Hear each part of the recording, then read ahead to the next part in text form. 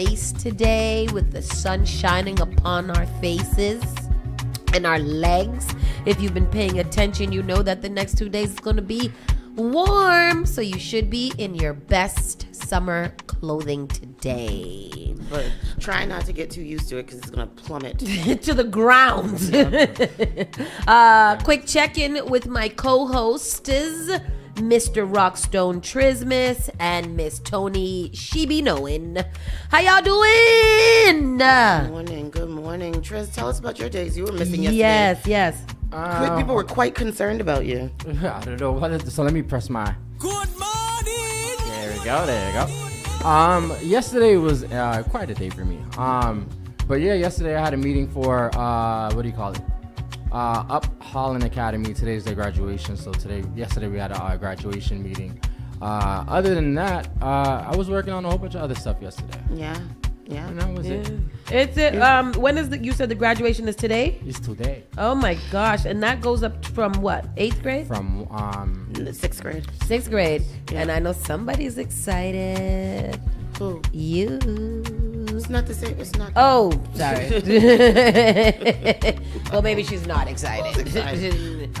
Yeah. Yes, but anywho, what about you, Miss Tony? How was your evening? It was good. All I did was eat. What'd you eat? Everything I could find to eat yesterday, I ate, and I don't know what that was about. I had a moment yesterday, and I was just hungry. And I just hungry. ate and ate. I spoke on the phone with my friend for like 2 hours. And he was like, "What you gonna do for the rest of your evening?" I was Eat. just eat.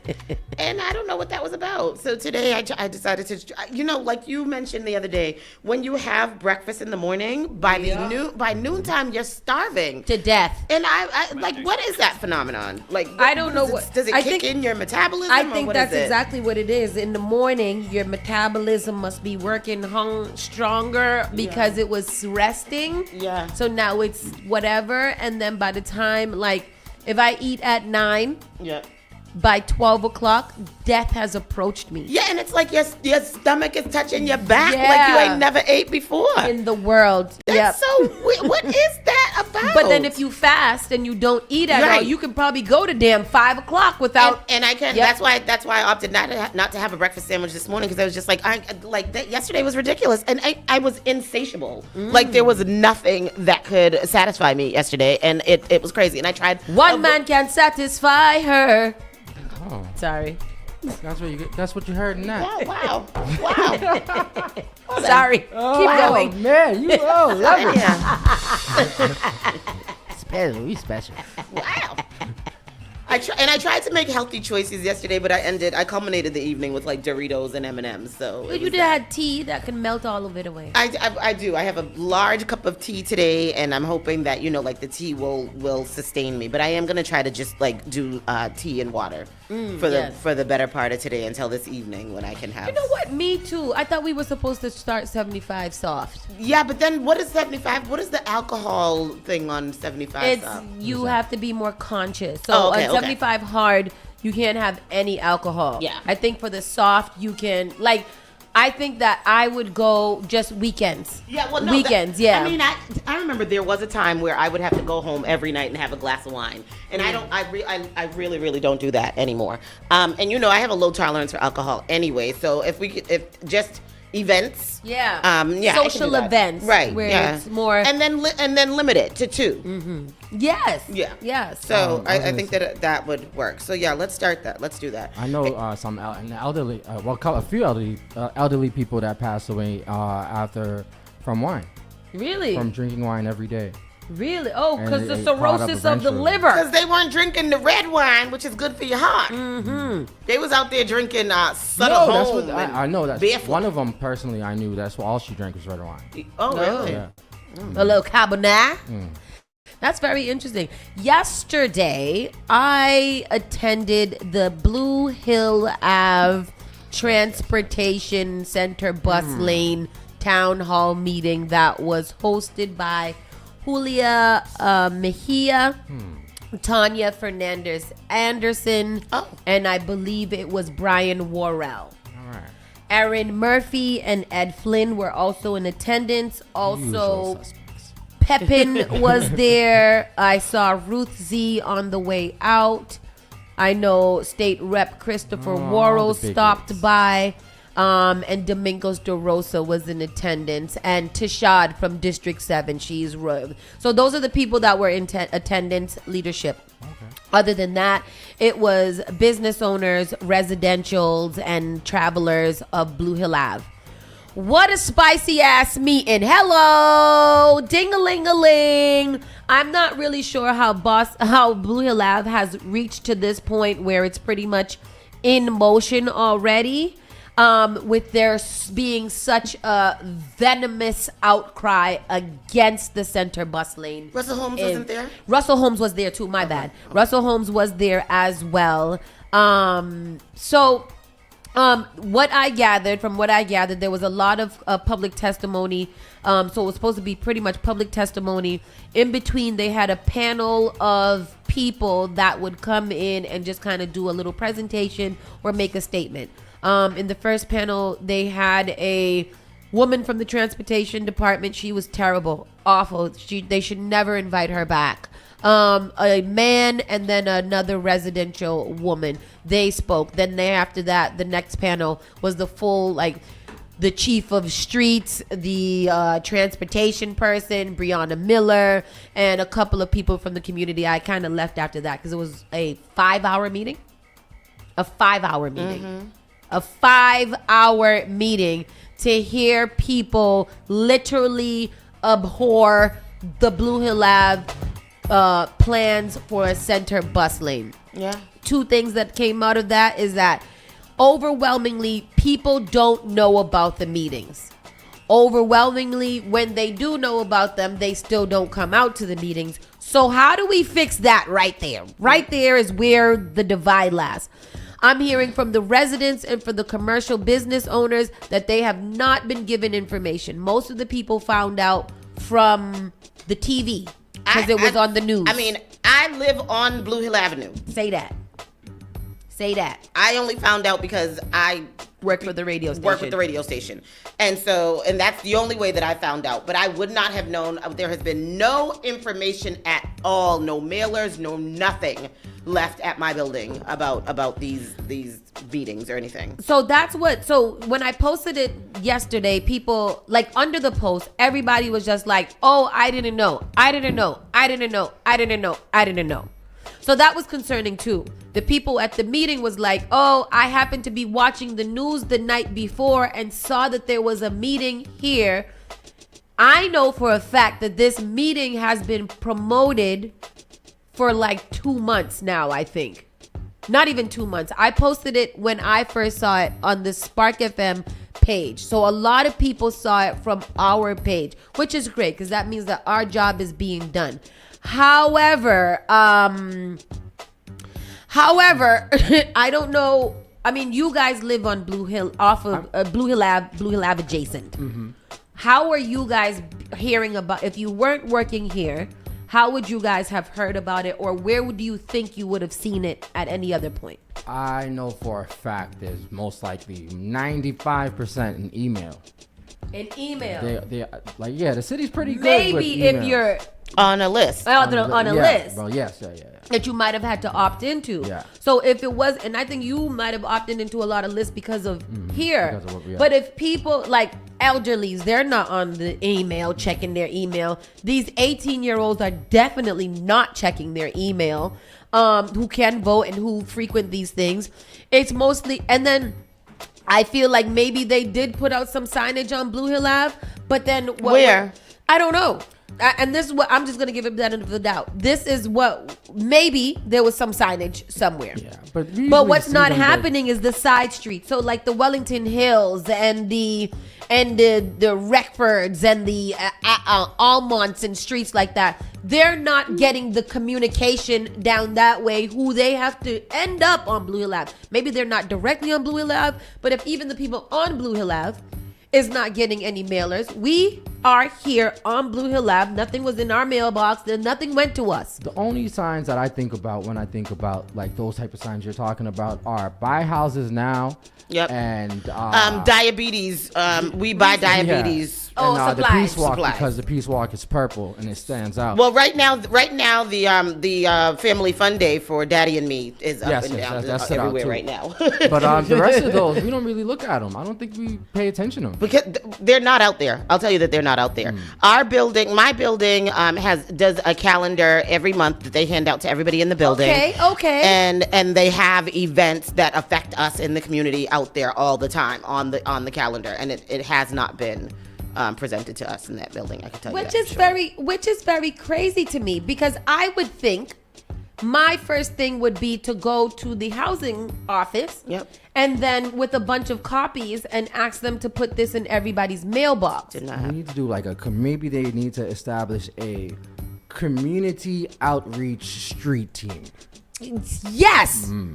You might be Like thinking they that, go but that's to the schools. They're all they go to all the places to do that, to let them inform them of. and Tristan, you are spot on. I'm spot on. I do believe that I do believe that is the way to do it. I think that Blue Hill Ave is a big enough street where that could be a day's work. I was thinking about the census tract, right? Yeah. For things like this that affect so many people in the community, from Mattapan to Roxbury. You have to kind of get a team together, and you've got to put these things on mailboxes, in windows, make a poster or something. This affects so many people.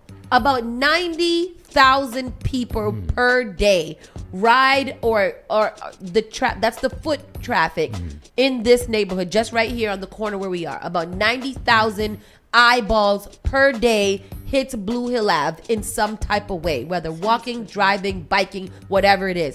There is no reason why these town halls or whatever are not absolutely filled to the brim. I might have an epiphany via Fresh Jan. What, Fresh Jan? He said, read the local newspapers. Nope. First of all, thank you. The local newspapers is the Herald, the Globe, That's and the problem. Banner. The newspaper. The white people gonna do it. The white people's gonna read it, and the white people And don't the live on website. Blue Hill Ave. So Right. unfortunately, and then I'm not taking away the accountability from the people who should be, finding these things and looking for them. But if I don't know what to look for, I don't know if I'm gonna look for it. I don't know. I don't know. It was very disheartening being in that meeting, because it was almost like, so why are you guys having this meeting now? There's people coming out. What are you guys going to do about it? And, how will this work? What will we do? What we got to do? So I don't know. So you said that it was met with stark opposition. Yep. So and so what? Has this been approved? It is going forward. So my thing is, I think that it is approved and that it is moving forward. And now they're trying to figure out the best way to roll it out. What else came in that meeting is that there were people from Eggleston and there were people from Cummings Highway that were out the meeting that was joining forces or wanted to give support to the people on Blue Hill Ave. Because they said, we see what it did to us and we want to prevent it from happening. She was like, at one point they had a Zoom meeting and they was like, the Cummings Highway for people was so upset and so amped that they had to pretty much shut them down from the Zoom meeting because that's how they were. So I'm not sure what the communication is and how people are really feeling about all of this, but it is concerning to me that this is going down. And the other thing was, they were like, Cummings Highway has been going through this process for a while and they're still not done. So when is this supposed to be done? Where are the workers going to park? Where are the bobcats and everything that needs to be done? Those people, they don't send them back to the yard. They park them somewhere. So where is things supposed to happen when this starts? So I don't know what y'all going to do, but I feel bad for y'all because I don't know what y'all So there's a gonna follow-up meeting, you said? Nope. No? Nope. Oh. I don't think so. So what was the purpose of that meeting? The purpose was to hear the voices of the city. And for what? You don't care. So what did you? I don't know. Was Mayor Wu there? No, and that was another thing that people were very upset with because they were like, we understand that y'all can't do nothing, which was the city councilors. We understand that y'all are just here to hear us, but they were like, the people that need to be hearing us is the mayor. She needs to be here or something like that. She wasn't there. I think they've been heard. I don't know. Yeah, that's the thing. I think they've been heard, and I think that that's just what it is. Okay, we hear you. And that's probably. Do you think that was what part, like a marketing ploy, because they know that one of the big things is that she doesn't listen to us. Well, that's what I was. Yeah, say that, Triz, because that's exactly what I was thinking. Yeah. So I don't know how that's gonna go. There was a little young white boy that came, and he pretty much dropped the mic on, some tea that he feels like the city councilors were just holding the meeting. He felt that the city councilors were just holding the meeting so that they can appease their because it's an election year. And I was like, oh shit, you said that. Oh, you was over here saying it, so I guess so. So I don't know. I don't know what to say. Bacchanal as usual. Yeah, pretty much bacchanal. Hopefully they sort it out. Yeah. But other than that, I hope that you guys will keep on telling you guys and informing you guys about the meetings that are going on and what's happening and what they're doing. If you guys want to have, conversation about it, we can do that here. We could probably even do a show of half an hour of testimonies and we'll send it in for you guys if that's something that you guys want to hear. But the residents were riled up. They were riled up. One lady got kicked out like twice. They were sweating, they were clapping. I think there was only one random black woman who's deranged anyways, who was like, she's for it because she remember back in the day when she was a little girl and used to walk hand in hand with her mother on Blue Hill Ave, and it was beautiful, and she wants people to come here and really feel it and whatever. Somebody from the back was like, this ain't the seaport, and then yo, Mattapan is lit. Okay, they are cooked over there. They want it to be a destination area. Okay. What what? Which part? Good old Mattapan. This her reminisce on walking the streets. No, Mattapan Square used to be nice when Zares was there. They used to be. She was there to be a disruptor. She's a Brigham. The Brighams, right? Sit down, Brighams, right there. Yeah. Oh, okay. Why I'm hiding my face like this?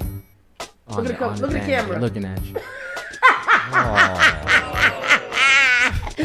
The meeting was there to give an illusion of a democratic process to the development of the city, but we really don't have a choice in development that's controlled by corrupt interests. Okay, Zion.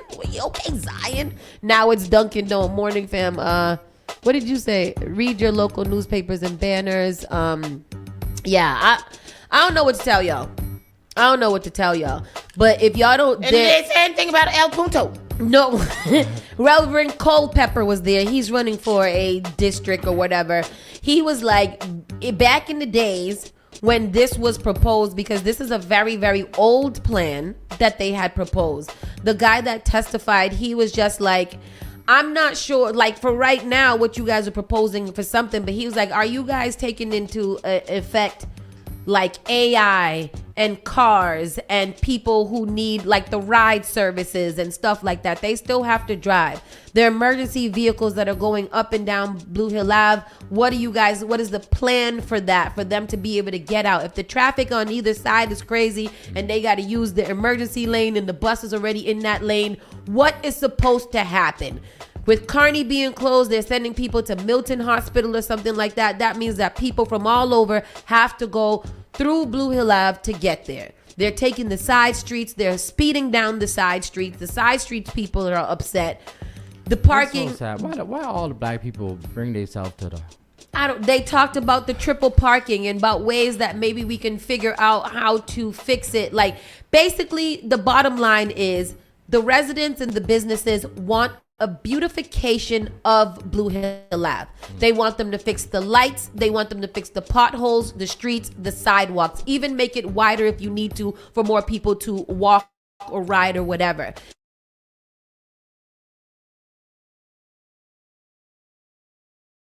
The land, the stations to be covered. Beautified. They want it to be beautified, and they want the infrastructure fixed before we think about bringing anything else in. So yeah, that's where we're at right now with that situation. And let's move on because All right, you want to start the show? Let's start the show. Spark All right. FM Online officially starts right now. Good morning. You're listening to Saucy and Friends in the morning with Miss Hot Sauce, Miss Tony, and Rockstone Triz. You're listening to Spark FM Online. The all-new Spark FM. Log on to sparkfmonline.com.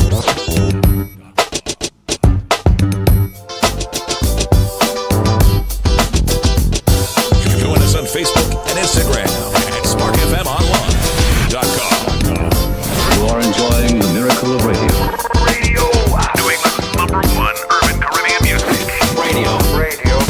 Spark FM. Be too quick to walk away. I wanna rock your body in a one way. Ooh, that's my Classic guitar. pop music. Oh yeah. Boom, Spark FM Online, number one for urban and Caribbean music. This is Saucy and Friends Online, and we say, well, I don't know what we are. And What do you say, Samson and Friends? Saucy and Friends Online. with the bass guitar. Yeah, bing, bing, ding, ding, bing, bing, bing. Today is June 11th, June 11th, 2025, and it is a bright and early Wednesday. It is currently 71 degrees, and we're going to hit a high of 79. Sunny conditions will continue all day. Wind gusts up to 18 miles per hour. Tonight is going to drop back to 59. Tomorrow is going to be pretty much the same thing. We're going to hit a high of 82 on Thursday, but beware, right after that, Friday cleared up. Friday's going to be about 76, and then we're going to have, you know what we're going to have on the weekend? Rain. Is it rain Saturday and Sunday? No, so yes, Saturday, Sunday, and Monday. Sunday is a lot of things. What is Sunday? The jamboree. Family Fun Day, Father's Day. Yeah. Oh well. Well, right now we're reading at a 65%. Yeah. Hopefully, because I thought it was supposed to start yesterday, the rain, but right now rain is not supposed to happen on Friday, but Saturday is looking like that, so we'll keep monitoring things. I wasn't nervous about Suave. I said, oh, okay, about 60 something, whatever. It always, scattered showers. When Yeah, it poured. It was raining on Saturday. said, I'm chilling with y'all. I'm suaving with y'all. Rain. Today is our grandmother's birthday, so and we don't really do that happy heavenly birthday, but it is our grandmother's birthday. Yes, She would have been. yes. I'm not sure. She would have been like 67, No, 69. mommy's 60. No, not 67. I'm the other way. 80. 96? Maybe. I don't Around know. there? Maybe. Not sure. But today is also National Corn on the Cob Day, National German Chocolate Day. I love cone. National Making Life Beautiful Day, and National Say Hi Day, and National Yarn Bombing Day. It is also Kodak Black's birthday. Oh, good. Nice. Did you guys know? All in Caribbean Heritage Month. Who told us? Caribbean Heritage Month. It is Men's Health Month. LGBTQA Gay Pride. plus month. Yep. Men's Health Month, Caribbean Heritage, and Black Music Month. Yep. And, Yep. all the things. So. No DEI. No. right. Have y'all seen the Caribbean flags on Blue Lab? Yes. Yes. Those are Did dope. they finish putting them up? No, I drove by there the other day. They're not completely finished yet. They so start from Walk Hill yeah. to Mattapan Square. Yeah. Yeah. I saw a couple of them. I didn't see like the majority. I saw a lot of different ones like Bull Davai and Sri Lanka. Like I've seen. I was like, where are any of those places? I've never heard. There's 9 Caribbean islands. Y'all didn't get none of those 9. but you got all these other things. I was like, oh wow, I'd never ever heard of any of these places. But that's cool. It's good because it's Caribbean heritage. So let me know all the things that I don't know. Anyhow, let's get into the local news. 14 botulism cases had now been linked to seemingly unlicensed Milton Spa. I started hearing about this last week. Botulism. That sounds awful. Yeah. The owner of a spa appears to be a licensed, to not be a licensed medical professional, but instead is a licensed esthetician with a nursing assistant certificate. State police health officials are now reporting 14 cases of botulism connected to Botox injection procedures performed at a Milton Spa that is under investigation, up from 4 cases last week. The Massachusetts Department of Public Health has reported the growing cluster of cases last Friday, announcing that cases were tied to cosmetic botulinum toxin, also known as Botox, injections on the South Shore. DPH then announced 10 confirmed cases associated with procedures performed at Rodrigo Beauty, which is located on Granite Avenue in Milton. A spokesperson for the department confirmed Tuesday that 14 reported cases are under investigation, but declined to comment further. The cases are suspected to be iatrogenic botulism, a rare but serious illness that could be life-threatening, health officials said. Botox is regularly used for cosmetic reasons, but such as to change the look of wrinkles, and sometimes for medical reasons like treating migraines. Iatrogenic botulism can happen if too much botulinum toxin is injected. What that mean? What is botulism? If you put too much Botox, it's gonna F you. If you put too much and if you use the wrong thing, I think. Anyone who received Botox injections at the beauty, at Rodrigo Beauty between May 1st and June 4th this year should contact the DPH and their local board of health immediately, even if they're not currently experiencing symptoms. Go ahead. What is botulism? Botulism is a serious, potentially fatal illness caused by a toxin produced by the bacterium Clostridium botulinum. It's characterized by paralysis, primarily affecting the nerves that control muscles. Botulism can be foodborne from contaminated food, wound-related from bacteria entering a wound, or in infants where the bacteria can grow in their intestines. Oh, Jesus. That sounds awful. In Massachusetts, medical spa procedures, including Botox, have to be administered by a healthcare professional and under the supervision or direction of one. Estheticians are not medical professionals. Is there 2 types of Botox? Because I see some of them, like if you have stress or if you're dealing with this, take Botox. But I thought Botox was it's not cosmetical only? It's medically good for certain things. Like it stops the aging. It diminishes the appearance of wrinkles. So what it does, like plumps out your skin so that you don't have wrinkles if you get it in like certain spots on your face. But people also use Botox, like if you have excessive sweating in your glands or something like that, you can get Botox injections and it'll stop. What does it swell up your glands so it don't sweat no more? I don't know. I'm not. One of my friends got into a car accident and had to do Botox injection. I'm like, what are you talking about? And then I don't know. I guess because it probably helped his face to. I mean, if his face was messed up or some other area or whatever, it'll probably help, I don't know, puff it out to, I don't know, inflate or something. I don't know. DPH urged any of Rodrigo Beauty's customers to seek medical attention as soon as possible, noting that early recognition and treatment can significantly improve outcomes. Symptoms include blurred or double vision, drooping eyelids, slurred speech, difficulty swallowing, and difficulty breathing. That sounds awful, botulism. The other night I was going to bed, and when I turned out my lights, my right eye went completely dark. And I was like, oh shoot, I just lost my eyesight in my right eye. And I was really, really worried. And I was like, I don't know what to do. Because it was only my right eye. And then after a few minutes, then it came back. What was that? I don't know. That's just twitching. No, it went dark, like black. Like I couldn't see out of my right eye in the dark. Because in the dark you can still see a little bit of light or whatever. So my left eye I could still whatever, but then the right eye I couldn't see nothing. And then after I turned the light back on, then like and turned the light off, then I was able to see. It was weird. I don't know what happened there. That'd be weird. Yeah, man hospitalized after stabbing in Dorchester. So police investigation was underway Wednesday morning on Larchmont Street. Larchmont. I know what that is. That's a pretty decent street. Yeah. Officers responded at about 3:30 a.m. where they found an adult male victim who was transported to a local hospital with non-life-threatening injuries. The second adult male was placed under arrest and also transported to a local hospital with non-life-threatening injuries. People, check on your friends that live on Larchmont Street. Specifically. It's a family wrong with street them? too. A lot Yeah. of kids, a lot of children. They got good Halloween over there. You know we don't do Halloween. That's in what do you call it? Off It's of Fields Corner Fields Street. Corner. Oh wow. Shooting in Dorchester leaves one man hospitalized. Authorities are investigating a shooting in Boston's Dorchester neighborhood on Tuesday night. Police say they received a 911 call for a report of a person shot just before 9 p.m. on Levant Street. I think we read this yesterday because I was like, I've never heard of Levant Street. He was transported to an area hospital. No arrests have been made. Chelsea man has been charged with assault after a knife-wielding theft incident in Boston's downtown crossing. Oh, I remember that, right? I don't think so. I think this is a new knife incident. I think I have a different show. Yeah, Chelsea man has charged with multiple offenses, including assault with a dangerous weapon after brandishing a knife during a theft incident last week. David McGrath, 51, was arraigned in Boston Municipal Court on charges. You're right, it was one last week. So this happened last week. Laundry riffler with a knife sought for Grove Hall assault. And this one we got to show pictures of because why are you assaulting people in Grove Hall at the laundromat? Boston police report looking for a man they say pulled a knife on a woman who objected to him rifling through her clothes at a Grove Hall laundromat. Have you been to that laundromat?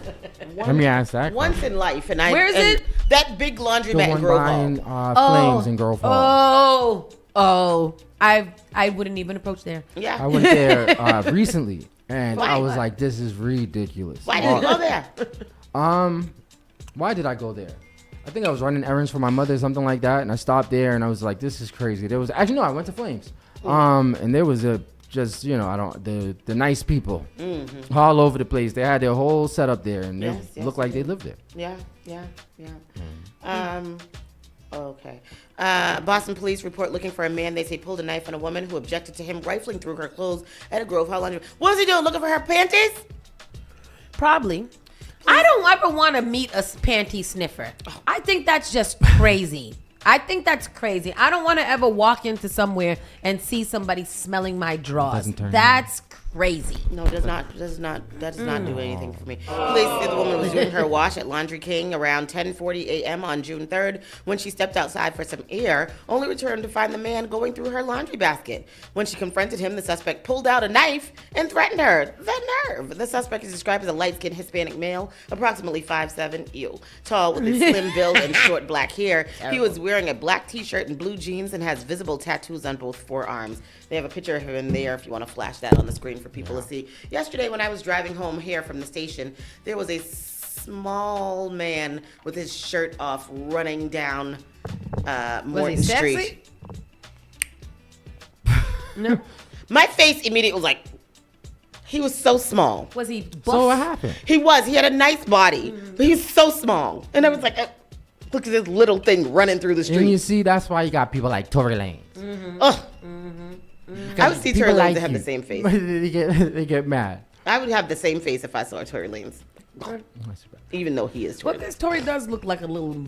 A small man. No, he looks like a little dragon. I was- Not a snap one, just a regular, like a bearded dragon. Ugh. It's unfortunate that when they put up things, like over there, they put the new rocks and stuff so that people could have, basically sit down.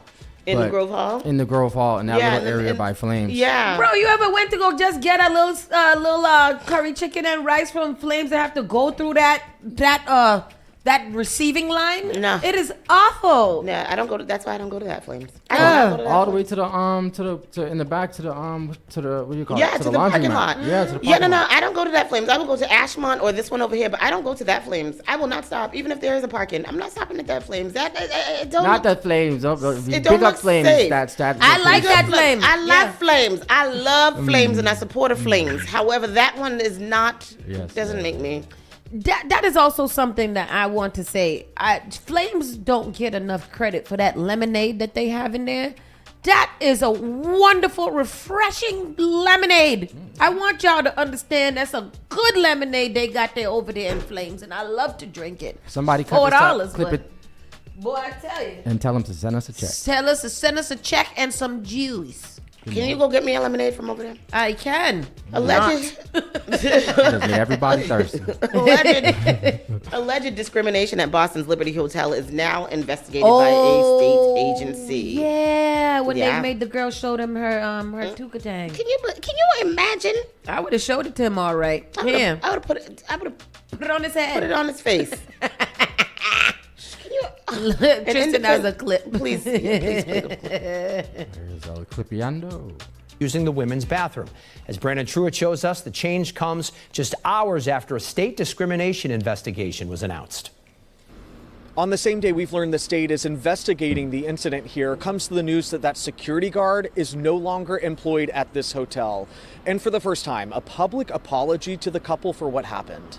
Oh, good. When it initially happened, I was obviously really heartbroken, really angry, really sad.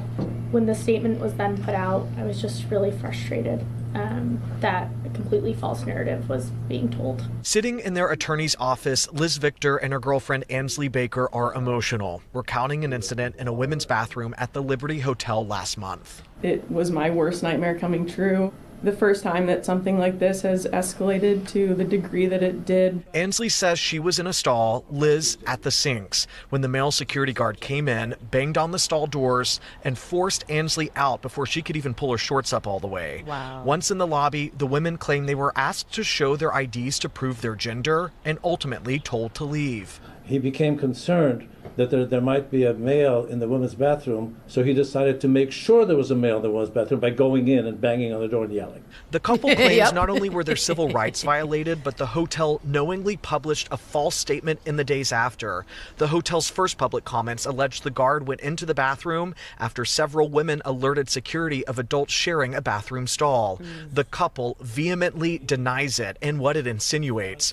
But less than 12 hours after I aired that statement in my original report, the hotel suspended the security guard and now says he no longer works at the hotel. The Liberty Hotel management made a decision to issue a false, demeaning, defamatory statement to attack the victims of what their guard had done. On Tuesday, for the first time, a public apology from the hotel to the couple. Writing after a review of the incident, they concluded the employee was in the wrong and his actions were well beyond regrettable, and went on to admit there were missteps in our initial handling of this, and we are committed to doing everything we can to rectify it. And the hotel says they continue to work on making amends with the couple, saying that they're taking corrective action and sensitivity training. By the way, that state investigation could lead to fines or future lawsuits for the hotel. In Boston, Brandon Truitt, WBZ News. Just into the newsroom, staff at the Liberty. That story is just so disgusting. Yeah. Because you literally, as a grown man, went into the bathroom to haul a grown man that you don't know is a man out of the bathroom. Like, that's what you think. Not a grown man, but like, you are going in there when you don't want her in there because you feel like she is a man or somebody told, or you might have seen her and she looked like a man. Then you make up stories that people were out there complaining about these people in the bathroom stall doing whatever. Why are you lying? Why are you guys saying that? Yeah. And this is what's scary about it. When we live in a country where our leader champions this type of behavior, it encourages and makes people feel like, they're good to do it. You're very right about that, Triz.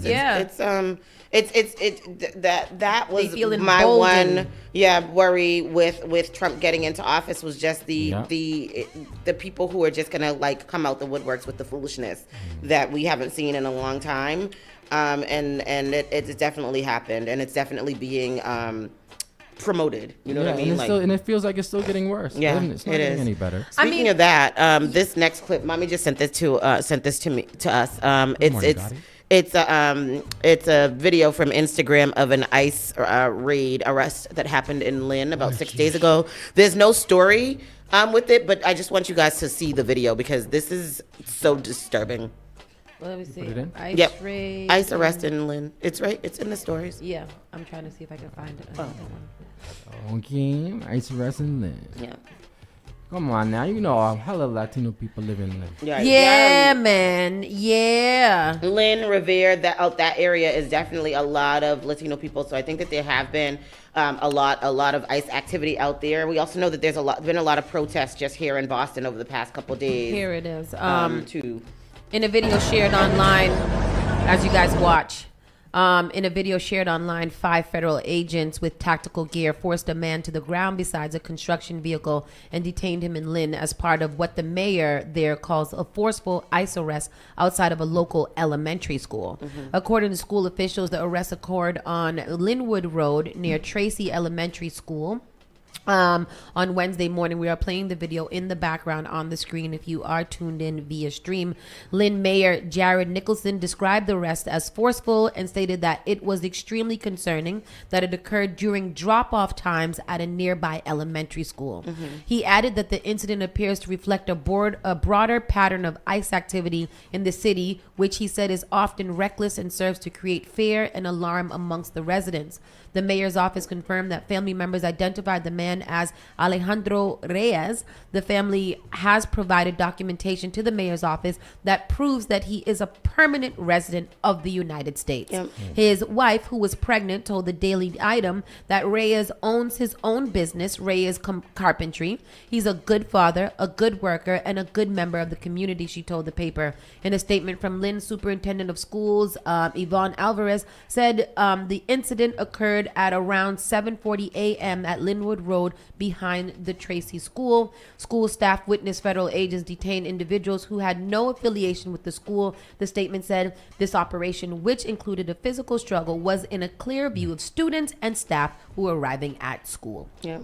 Did you see it? They snatched him out of the van. 6 of them jumped on him. They pulled his shirt off of him. It looks like they flung him into the wall right there. And 6 of them on him, arresting him and roughing him up, throwing him into the van, pushing him into all kinds. It's snatched him out of the van in the first place.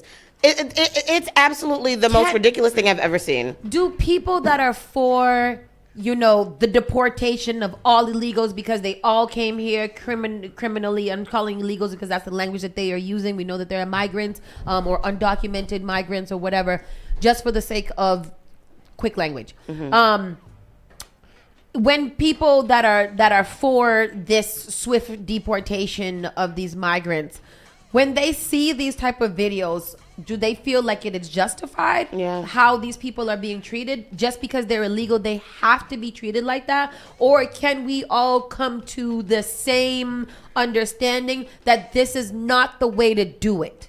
This is not the way to do it. Especially this man is a permanent resident. And if you can find them on the streets in their car, that means you have access to their data about where they live. And if you have to go do it there, then maybe you should do it. But pulling people off the street in the back or in the front of a school while school is in session is insane. Insane. I'm starting to think Republicans are magicians because anything they say, I hard to believe it. Did you hear? They're so convincing. Did you hear the rumors that a lot of these ICE agents are January 6th people who were released? I've been hearing that, but I don't know if that is true by any far ways. However, with this whole face mask covering thing, I wouldn't put it past them. Because they're supposed to be getting some type of restitution, I think. Maybe I heard this too. This might be a rumor. I believe that they're supposed to be getting some type of reparation or restitution or something like that for their unlawful and their targeted attacks on their citizenship. So this would make sense. They're getting reparations. This would make sense that they do hire them because it is in that big beautiful bill that these ICE agents would get a $42,000 bonus. $42,000 bonus. Say it to me one more time. A $42,000 bonus. There was one congressional hearing more that than many people's salaries. Honey, there was one congressional hearing where the congressman was like, you know what a regular bonus is? Like $2,500 at Christmas or something like that. You guys want to give all of these masked ICE agents that are conducting illegal abductions of people $42,000. If that's not incentive for me to do my job and to do my job well, I don't know what it is. Because if you give me $42,000, especially on top of my paycheck that you're probably already paying me, bro, I'm arresting everyone, citizens, non-citizens, children, elderly, all of it. All y'all gotta go so I get my money. It's kidnapping. It's absolutely what you just said, illegal abduction. I don't know. Let's try to change the trajectory. Stubborn blind woman was refusing to leave her burning apartment, and her neighbor's heroic move saved her life. Don't you supposed to punch people in the face and knock them out if they don't want to be saved? In a hazardous situation, a person might try to save their own life first, but a man was adamant about taking his blind neighbor with him as he got out of the burning building. The person, Socrates Joseph, didn't think it was right to leave the woman behind, as more than a dozen neighbors from his Boston apartment building were forced to come out on the streets. Even the Boston Fire Commissioner thanked the man for his brave act. What happened? So it was really, really smoky. Like, I pretty much had to crawl, Joseph recounted. The apartment building located in the corner of Tremont and Hammond Streets in the Roxbury neighborhood caught fire, and the residents were awakened at 3:30 a.m. on Wednesday because of fire alarms and smoke. Initially, it came as a medical alert, but when companies got here, they saw the fire showing out of the window. They struck the box and made an aggressive attack on the fire, Rayshawn Johnson, Boston Fire District Chief, revealed. Joseph lives on the third floor of the building and was coming down when he saw the woman on the second floor. She was trying to come out, but she was hesitant, kept walking back and forth. Oh, Lord.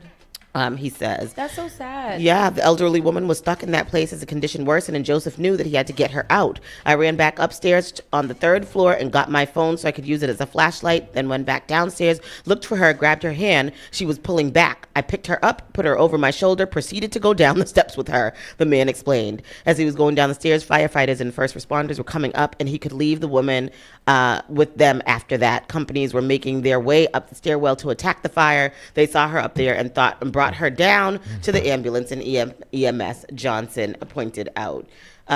She was rushed to the hospital after to check for her injuries. The woman was doing fine and hadn't suffered any major injuries. It was just the right thing to do, even though she was being hesitant, Joseph remarked, but I just couldn't leave her there. If I did not, it would have been on my conscience. I don't know her, but it was the right thing to do. She is a neighbor. I've seen her before. I know she's an elderly lady, a handicap. I would want someone to do that for my grandmother. A total of 12 adults and 2 kids were displaced because of the fire, and the Red Cross is helping them. The fire officials believe that the medical alert came from the woman's second floor apartment. The cause behind the fire is not known and is under investigation. And not all heroes wear capes. That is awesome. That is really, really nice of him to have gone and done that, even though she was fighting him to do it. Yeah. And that's cool. I would have had to chokehold her and come on. Come on. Let's go. It's a fire. This very weird Karen Reed update. Karen Reed flashed a sinister smirk as gory photos of her dead cop boyfriend were shown in the court. A sinister smirk? You guys think that... Okay, whatever. And you guys, look at the picture that they have there of this sinister smirk. Karen Reed flashed a sinister smirk during her Massachusetts murder retrial on Tuesday. The same day, juries were shown gruesome photos of her boyfriend's battered, lifeless body. Reed grinned maniacally as graphic images of John O'Keefe's bruised and bloodied body were revealed to the jury. As an expert witness testified, the blunt force trauma that killed the Boston cop wasn't consistent with being struck by the rear of an SUV. So, did Karen do it or did she not do it? See, this is what we're saying. Elizabeth LaPalsata, a forensic pathologist for Reed's defense, said O'Keefe's body bore no evidence of being hit by a car and challenged the medical examiner's ruling that hypothermia played a role in the 46-year-old's death. Really? Yeah. The body did not have any hypothermia. LaPalsata testified, noting additional marks on his arm were likely caused by an animal bite or claw before his death. Daniel Wolf, an accident reconstructionist who previously testified for the prosecution in Reed's first trial, took the stand in her defense, arguing the broken glass from her car's tail light wasn't caused from hitting a person. Did you flash the sinister smirk for everybody to see? Let me see. Yes, and it reminds me of. Let me put it up there for the people first. Let's see who. Don't tell nobody. What y'all This think? is the smirk? Who caught that? That's the sinister What does it look like? Joker. Yes, the Joker. Oh, yeah. What you gonna say? I'm going to say the Goblin. The Green Goblin. Spider-Man. Okay. You know. I don't know the green That's goblin. the one, the old man. That's in the green that going to surfing. What's his name? Green Goblin. Yeah, he's a classic guy. The Jiggler. Diddler. What? No, It's not the Diddler. that's not the Diddler. However, The Joker. She said that already. Green Goblin actor. Oh yeah, William Dafoe. William Dafoe. Willem Dafoe. Yeah, so that is that. That is that right there. That is a Karen Reed update. We're going to take a quick pause for the cause. When we come back, we have James Mackey of Different Cloth Clothing. And so we're going to be speaking with him about what he's doing here in and around the Boston city. And so we'll be right back. Saucy and Friends in the morning. SparkFMOnline.com. yes, sir. You're listening to Saucy and Friends in the morning with Miss Hot Sauce, Miss Tony, and Rockstone Triz. Got a side hustle you want to turn into a real business? Thinking of expanding your brand or launching your next big idea? Then this is for you. It's Vibes and Ventures, a 3-part Caribbean business series designed to empower you, the entrepreneurs, creatives, and small business owners of our community. Join us at the Spark Media and Culture Center, 1195 Blue Hill Ave, from 6:30 to 8 p.m.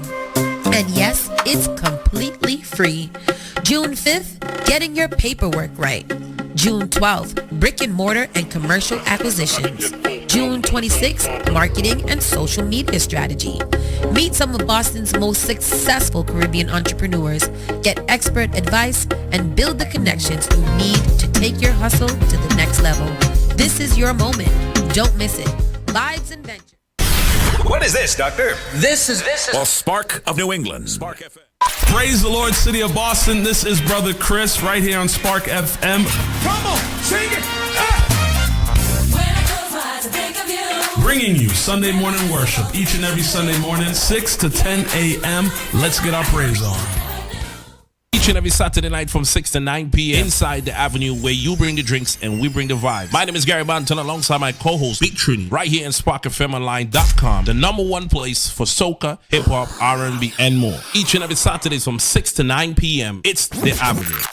We all make choices about alcohol. Kids make choices whether to drink or not. Bye, Dad. Remember, I'm going to Alex's party tonight and sleeping over. Hey, remind me about that party again? And adults make choices whether to talk about it. That's true of parents and every other trusted adult in a kid's life. Kids want to know our expectations, and they want honest answers in everyday conversations. So talk with your kids and help lead them on a positive path, because when you talk, they hear you.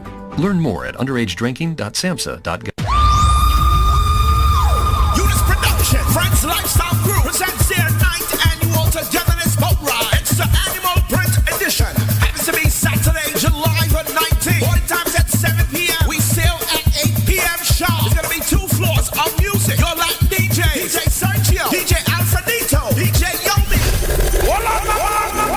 and your Caribbean DJ, Hugh Major, and Vital Rhythms, featuring live performances by Your Fugo, Punta Group, and Tempo Rhythm International. Sound system provided by Ross Entertainment. This is all going to be taking place at 70 Rose Wharf. Get your tickets right now at togetherness.eventbrite.com. Regular tickets are $65. Same day tickets are $75. It's a 21+ event. And do remember, there's a drinks inclusive party bus available to and from the dock for only $60. For more information, contact 617-719-3972 or 646-379-4889. It's a 9th annual Togetherness Boat Ride. Get your tickets now. Get ready for an unforgettable night of harmony, joy, and powerful praise. It's the Foster Triplets in concert Friday, June 14th. 3 voices, 1 anointed sound, 1 night to lift your spirit. Live and in person, featuring special guests, the Oak Street Praise Team and Angels Melody. Don't miss this soul-stirring celebration. It's more than music, it's ministry in motion. Friday, June 14th, 2025 at 6 p.m., the Waymark Church, 1048 Dorchester Avenue. For tickets... Moonbox Productions is thrilled to present the Boston New Works Festival, taking place June 26th to June 29th at the Calderwood Pavilion and the Boston Center for the Arts. The Boston New Works Festival is a weekend-long festival of celebrating new original plays by local playwrights. 7 original plays, 5 different stages, and 1 wild weekend. Tickets are $25 per show. Pay what you wish. Tickets are available at the box office. Get your tickets now at BostonTheaterScene.com. That's June 26th to June 29th. The Boston New Works Festival. Advertise your business, brand, or music on Spark FM. Contact us at sparkfmonline.com for more information.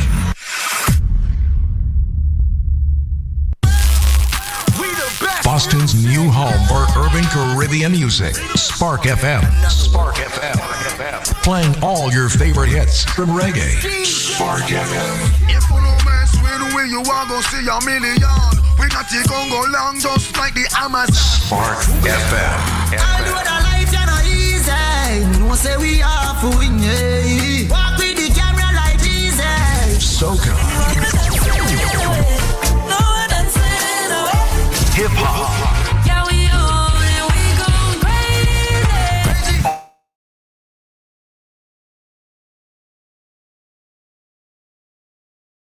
R&B. Afrobeats. And much more. Spark FM. Spark FM. You're listening to Saucy and Friends in the morning with Miss Hot Sauce, Miss Tony, and Rockstone Triz. And we are back. We are back in the building. It's Saucy and Friends in the mornings on Spark FM Online. Boy, if I don't remember the name of this radio. Ali.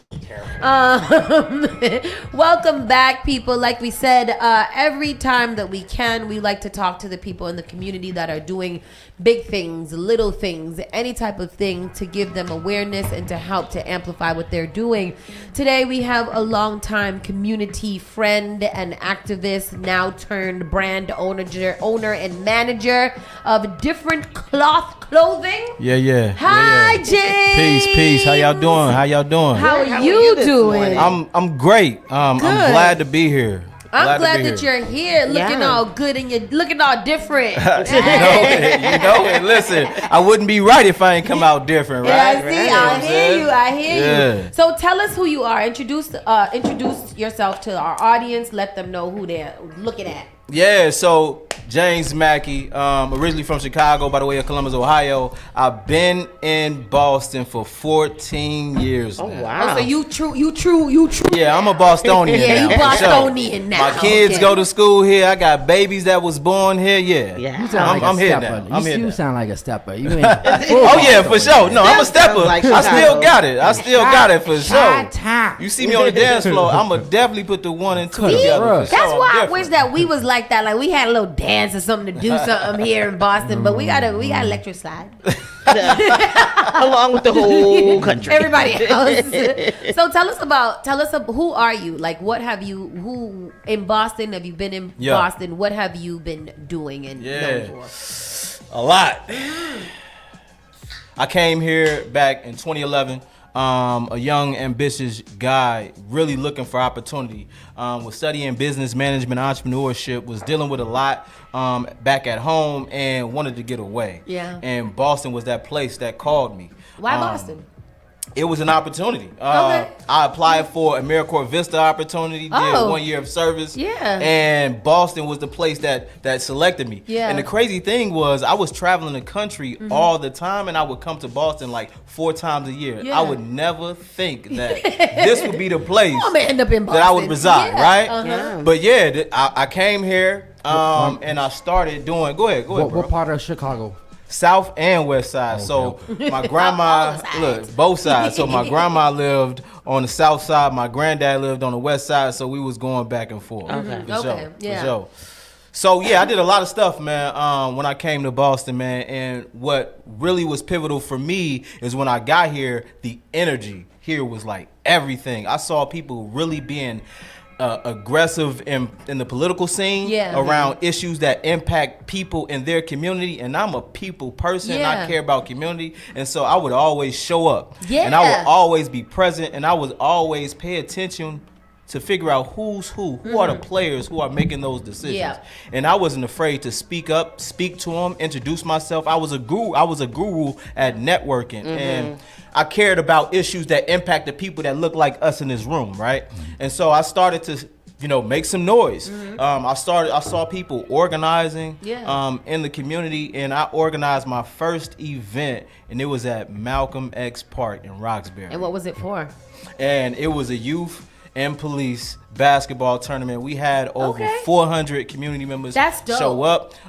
We had some political leaders show up, and I was, listen, when I tell y'all, I just came to Boston, but they felt the energy, they felt the realness, the raw. They knew that I was different, and they accepted me, right? And I like that. And I that see what you did there. And that is what led you to this. Led me to where I am today, doing a hell of a lot. I am a husband. Yep. I am a father. Yep. I am a community builder. I sit on the Black Men and Boys Commission for the city of Boston. Oh, good, yeah. I do a lot of stuff in I'm a business owner. I work at an organization really helping to push policy around issues impacting young people who are dealing with homelessness, More Than Words. And so I help lead the policy work there. So I do a lot of stuff. This is I like to hear this.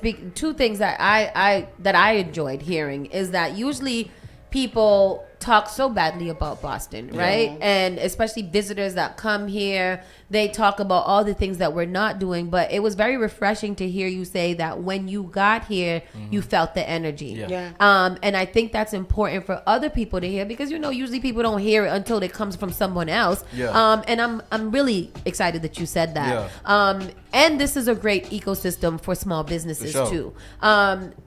You mentioned that you are different, and you have a clothing brand named Different Now. Tell us how that came about. Yeah, so I was always in fashion. I love clothes, and I used to put stuff together real easy. And I got over 10,000 hours of putting stuff together, right? Every space and place that I went to when I was doing my organizing activism work, people would see me like, bro, you really put that on. I would stand out everywhere that I went. And when you different, you don't fit in with the crowd because you stand out, right? And so I would always just really put things together, and I knew one day that I would want to start my own clothing brand. I didn't know when it was gonna start, but I knew it was gonna start. I was gonna start somewhere. So you just reminded me of myself when I was in high school, middle school and high school. I used to make my own clothes. Fire. And people used to, a couple of people, not everybody, used to laugh at me or whatever. Some people, I just did my own thing. Exactly. But then the name of my clothing brand, I was 16 when I was trying to figure out, all right, I want to do something that's not regular. What's going on to describe it? And the name of the line was Paradigm. Thinking outside the box. And so when you bringing it back? I'm mad to this day that I stopped, because I see so many things that I did that are out there, massively designed. I'm like, I did this in middle school. You can still do it. Exactly. And I say that to myself too. I should just do it. Yes. Motivation. We Sauce hosted a fashion show the other day for teenagers and high school students who were doing their own clothing. I was supposed to be there, but I had a fashion show that day too. To be there. I had a fashion show that day too. It was so good. It was so good, and those kids are amazing. And so, if for you doing that and being inspirational to them, because I'm sure that they've heard about you or saw your clothing line. That's really good. Tell us about the clothing line. You don't just have a t-shirt line. And that's some where hats. I started. Walk us through that. That's where I started. So, but even beginning. Everybody pay attention to the fact that he went to school for management and entrepreneurship. So go ahead. Yeah, for sure. So I started with just t-shirts and hats and hoodies. During the pandemic, I was working from home, money was we didn't know where money was gonna come from. Right. So I'm like, I gotta figure out another way to make money, because then I also had babies. You have 3, right? Yeah, I got a few. I got a few more than 3. This is busy. I got a few more than 3. A few more than 3. Hey, listen. Wow. Listen, God said be active, bruh. Be fruitful. Be fruitful. And multiply, and that's what you did. And that's what I was doing. You know what I'm saying? Multiplied, divided, added. No divided. We multiply. Something had to be divided in order for you to multiply. We about to start dividing. Hello. Snip, snip. Anyway, I'm a check. So we started during the pandemic, and I want to give it up to two brothers of mine that really helped with the curation of the name of how it's spelled. DFFRNT exclamation point. Yeah. So the brand is called Different Cloth, like cut from a Different cloth. Yeah. Exactly, but with a K, right? Different on purpose. Yeah. So, two brothers, Jarrell Ferguson and Carlos Henriquez. Jarrell Ferguson, during the pandemic, I was talking to him like, bro, listen, I got this brand. I wanted to be called different, but I wanted to be spelled different. I wanted the E to be a 3 and so on and so forth. I was having a whole conversation with him. We was outside the crib. He was like, bro, why don't you just use it without the vowels? I'm like, what? He was like, different. How we spell it. DFFRNT. It still spells the same. Yeah. Right. Yeah, and I was like, bro, that's it. So I ran with it, and I had it was different with a period sign, because I'm like, different period. Yeah. Like no exclamation, like no explanation, right? Yeah. And then I was at District 7, another black owned spot, right? Shout out to District 7. Yeah, for sure. So and one thing know about me, man, I care about black owned businesses. So I will show up all the time consistely for black owned businesses. That's true. Yeah. So just know that, right? See you everywhere, yeah. For sure. So was at District 7, and I like to get wisdom from folks that I know, like, what do you think about this, right? And so Carlos was there, and I'm like, bro, what do you think about this name and what it looks like? He was like, I like it. I like the boldness, because it was just different with a period sign, bold letters. And he was like, I like it, but you know what would make it better? If you make that period to an exclamation point, because you gotta put emphasis on the fact that we different. Bars. Instantly, I went home. I designed it. I put that exclamation point on the end. Pressed that shirt. Looked at it. I say, that's it. That's it. Yeah. Like a day later, I sold like 10 T-shirts. Yeah. And that was the start of the brand. And so I had the logo, it was just different, right? But I'm like, I love it. And every time I would talk about the brand, I'm like, it's all about you being your authentic self, like finding your true purpose, be your authentic self. It kept coming up, and I'm like, we need to put that your somewhere. authentic self. I gotta put it somewhere, because I keep talking about it, and I keep mentioning it. Then I gotta put it in the logo. So I started redesigning, and I had 4 variations till I got to this logo right here. Yeah. And under this logo, go for ahead. the people that logo picking situation is stressful, because you're like, this got to be perfect. It gotta be. If nothing else perfect, that logo gotta be for perfect. sure, because you are representing you, but you also want what you are creating to look good, and for somebody to resonate with that. So instantly, I want somebody to be like, "Ooh, different. I like that. Okay, I can resonate with that." But what does it mean? Everybody can act. Well, different. What does that spell? Oh, different. Okay, be authentically you. Right. And I'm like, yes, that's what it's all about. You being your authentic self. Then I'm like, it's bigger than you also just being your authentic self. When you hone in on who you are and not worry about the social and societal norms, you find out your true purpose in life. So my brand is a purpose-driven luxury brand to really inspire individuals to find their true purpose in life by being their authentic self. Being different. I'm dropping I like it. a lot of gems hella fast. Oh, yeah. And it makes me want to think about a couple of questions. What's your background as far as parents? What type of household? Wow, single parent household. Pops did 30 years in prison before I was born. Got out when I was 30. When you were 30. Yep, got out when I was 30. He got locked up before I was born. Wow. In the 80s in Chicago. So, oh my goodness. Yeah, so he was 19. My mom was I think 17. I think no, they're the same age. Excuse me. They both were 19. And some stuff happened where my dad was really trying to make ends meet for the family. It was my mom, my older brother, my sister, and I was in my mom's belly, and he was trying to get a job at 19 in the south side of Chicago during the crack epidemic.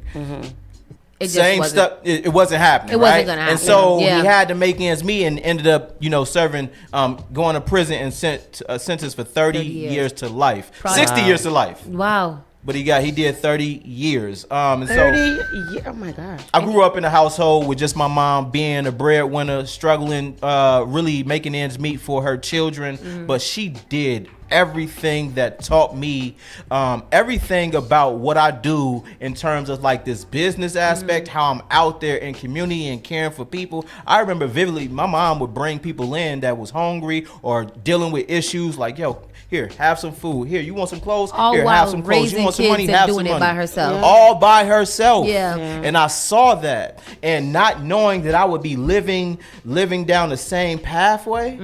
God put things in your life for a reason. Like, that was my mom for a reason. Yeah. I'm doing what I'm doing for a reason, and my mom was the vehicle that led me down this pathway to care about the people. Because that's when you learned about community and how Exactly, important it is. exactly. That's real community. And Yeah, two for more- sure. Two more follow-up. I respect to that. Yeah. That's really dope.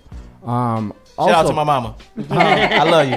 What is your sign, and did you play sports in high school? What is my sign? I'm a. My birthday just passed, so I'm a Gemini. Happy birthday! Oh, that means you got 2 different personalities. I have 2 different personalities. When you disrespect my kindness, When you disrespect one. when you take my kindness Yeah. for weakness. Yes, okay. So I'm the guy. Like, I'm cool as hell. Like, I never have issues with people, and I let stuff go very don't let- easily. Just don't do it. Take my kindness Yeah. for weakness, because then we got a problem. Okay, so Absolutely. that's I'm trying That's to all figure out, signs. That's I'm all trying to signs. figure out where Right. your motivation comes from, your speaking. I mean, from what I'm hearing, it's Yeah. just from your lived experience. Yeah. Yes, you know, like you grew up how In you grew extreme up. poverty. Yeah, and now you are in a position to now not only have a job or work in community, but also Yeah. to make your own money legally. Yeah. So I think that's motivation enough for a lot of people, because I don't want to not have the things that I want. For sure. If I got to work harder at my own brand, then Yeah. absolutely, well. Anyways, back to the clothing. It's not just t-shirts. It's not just hats. Yeah. You mentioned earlier that it is a luxury brand. It is. And what does that mean? Luxury. That means the quality of the material that we have is phenomenal. Yeah. So almost everything that we have is high quality. The texture, the GSM, and that means the grams per square meter. I think I probably said it Okay. It's like the wrong. thread count. It sounds good to me. That's actually dark. It's the thread count. It's the Oh, quality. yeah. So you know how people like to rock Gucci, rock Prada. Yeah. A lot of our people like to invest into those pieces, but why can't they invest into different? Hello. Yeah. Yes. Right? Yeah. You know, like, why can't we be the ones that also produce Have the luxury brands, right? And something that also has meaning that I want you to buy, that's also going to have an impact on your life. And so Yeah. when you see something that resonates with you, it's going to build up your self-confidence. It's going to have everybody around you like, wow, I like that message. That's because you know who you are. Yeah. You stay true to it. So I wanted to make sure that I started off with just t-shirts, hats, and hoodies, but I knew that, listen, I want luxury. Why? Because I'm tired of our people spending too much money On brands that do on not brands help that us. do not help us, do Yeah. not care for us, and don't want us And don't to support have us. Yeah. their to even wear their brand. Yeah. Right. But we Hello. spend billions of dollars Billions. Yeah. on them. Yeah. With them. Right. You got to spend it with your own, man. Spend it with your own, bro. We got it here. Different cloth. I'm telling you, we got some stuff for you. We So just what had are a some fashion other show things? too. I've seen pants. Yeah. I've seen leather-esque. Leather-esque shirts. Folks call it faux. I call it fox leather. I don't care. I don't care what people think or say. I told learned you. that this morning. Different. Yes. So we had a whole fox leather collection that came out last fall and winter. We got we got a whole line of hoodies. A lot of our stuff are tops. We do have like full fits. Yeah. But most of our stuffs are tops. We're working on some jeans that we're looking to come out with Some jeans. soon. Okay.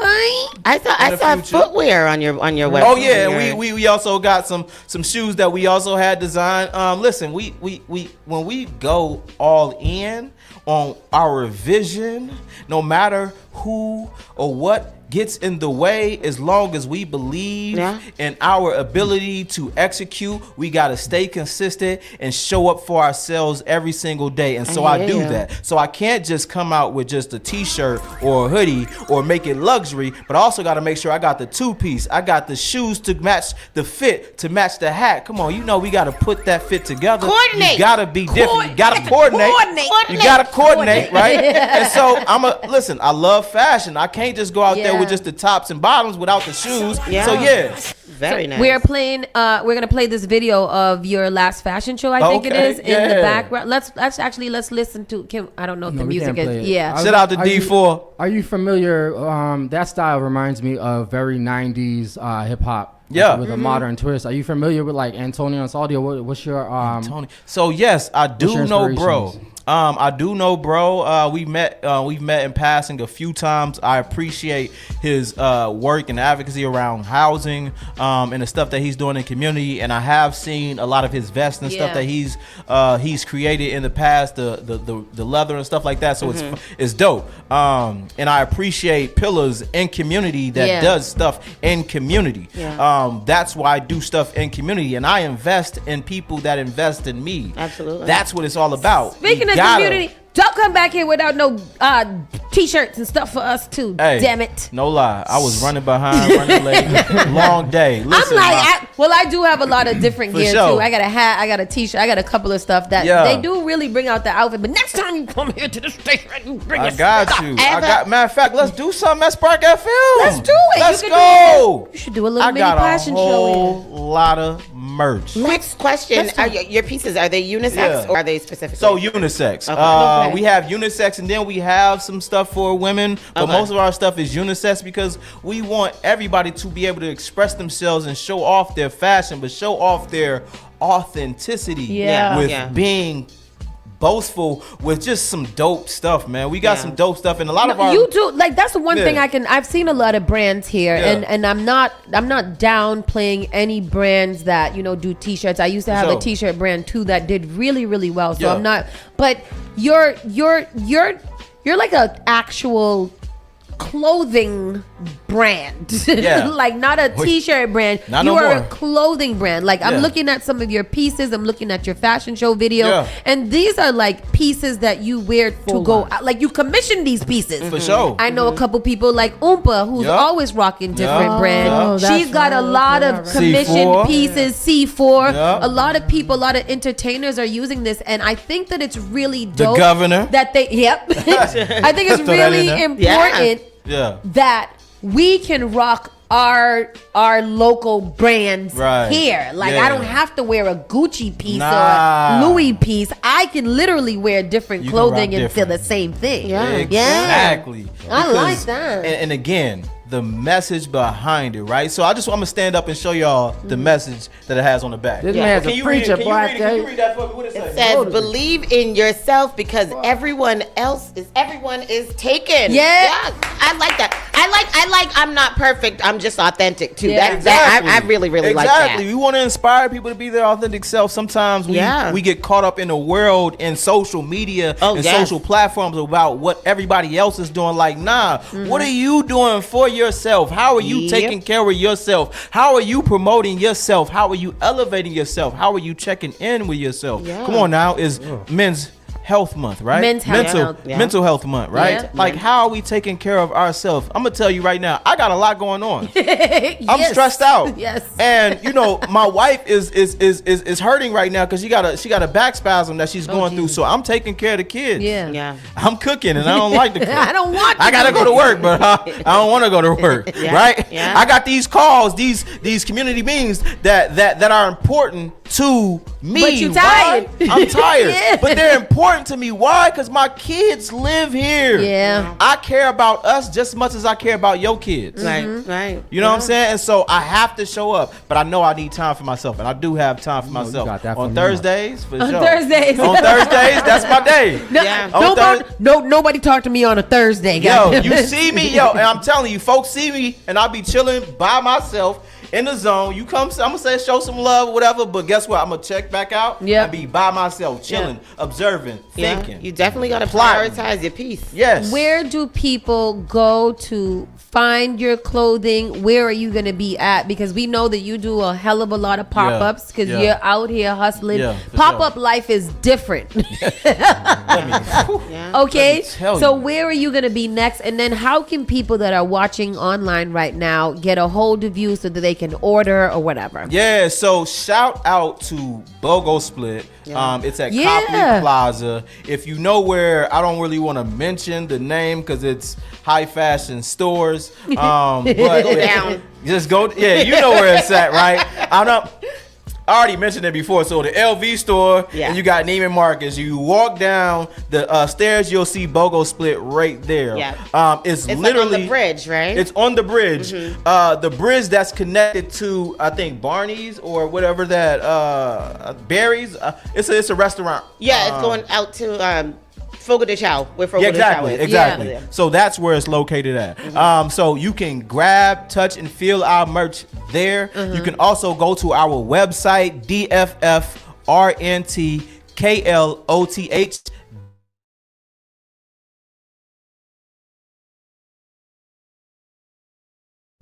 On Instagram, FFRNT_cloth with a K, KLOTH, or you can hit me up on Instagram, my personal page, at MR Mackey. You can holler at me, or if you see me in person, you see different just let me know. Hit me up. I got stuff at the crib. You need I got a commercial. I got stuff at the storage. I got stuff everywhere. I got merch for sale. Come holler at your boy. Come holler at your guy. I got it. And what's the next festival you're at? Sorry. So let me shout out Daddy and Me. Wow. Oh, Daddy and Me. We actually, we got Daddy and Me coming up. Yes, I completely forgot.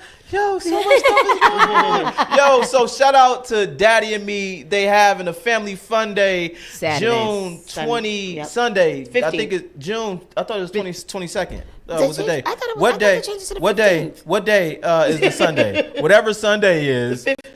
It's 15th and the 22nd. I could have sworn I got text the 22nd. Yeah, play the commercial. We're going to come back to that. We're going to come back to that. Right.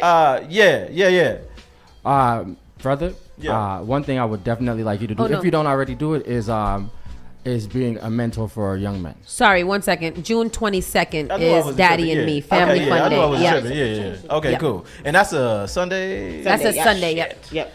Okay. I say because my wife go to church on Sundays, and so her and the family go to church, and that day is like, babe, you going? Yes or no? Yeah. I'm like, babe, I got an event, so I got to finagle a way Jesus to make it happen. Heart.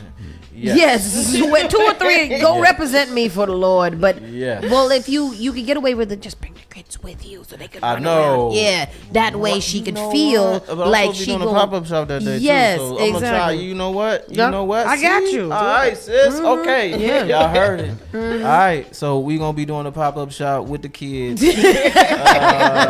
Just put them in family fun day, different clothing, and then you just let them run around. They gonna be repping different cloths for sure. I see your son is all over your Instagram page. He has to be your son because he got your face. So that's who that is. So we do have my son is actually also hosting his own fashion show. He is up and coming author, has written his own book. We actually looking for an author to help print. Not an author, but a publishing company to help him print it. I'm working with him on how we're going to market it, design it. But yes, he does also have a clothing line. He's 13. Wow. Yeah, he's What's 13. that called?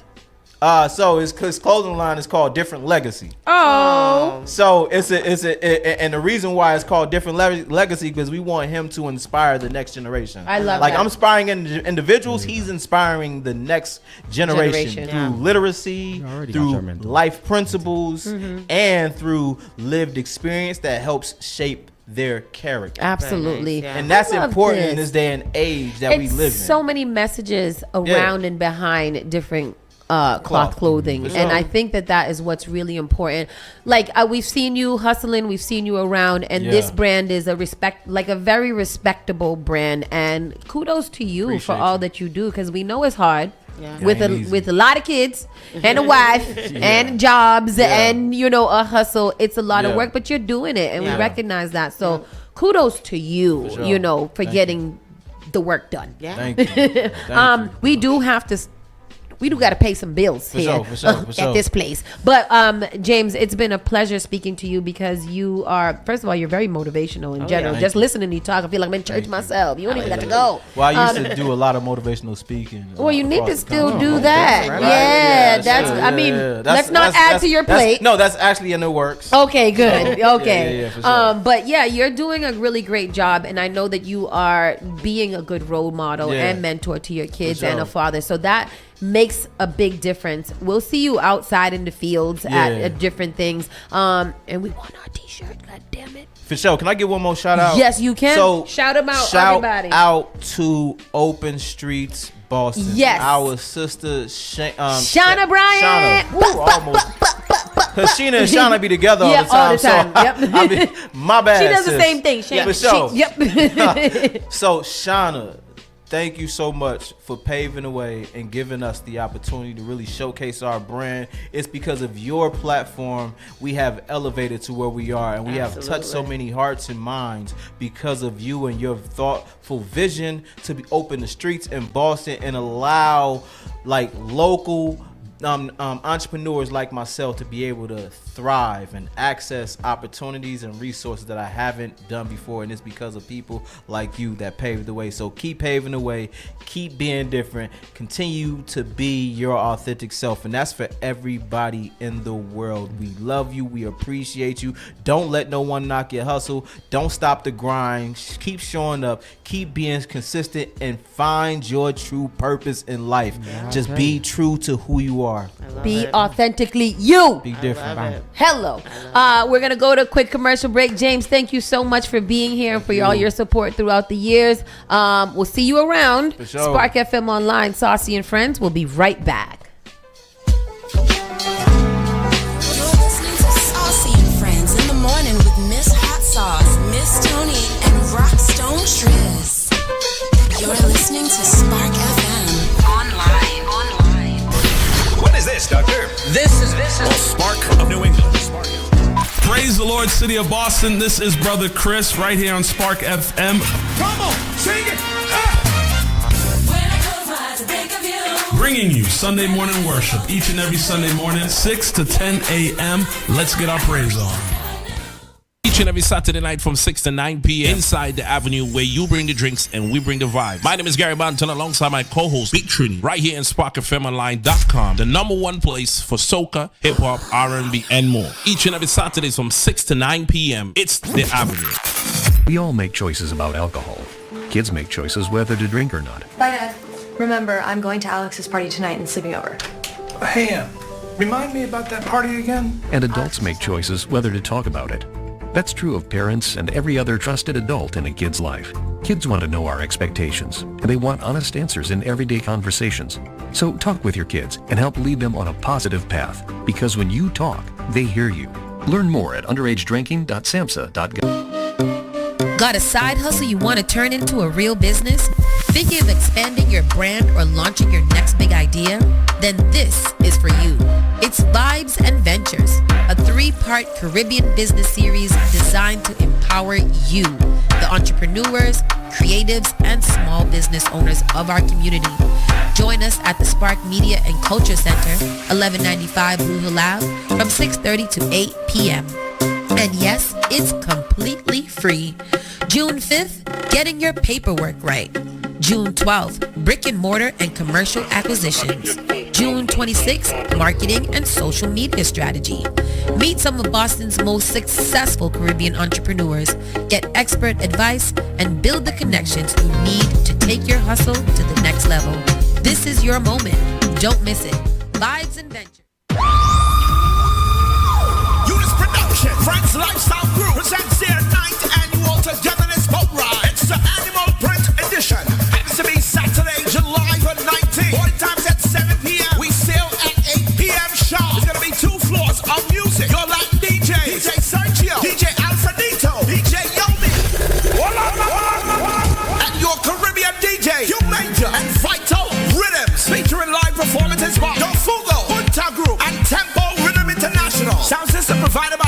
entertainment. This is all going to be taking place at 70 Rose Wharf. Get your tickets right now at togetherness.eventbrite.com. Regular tickets are $65.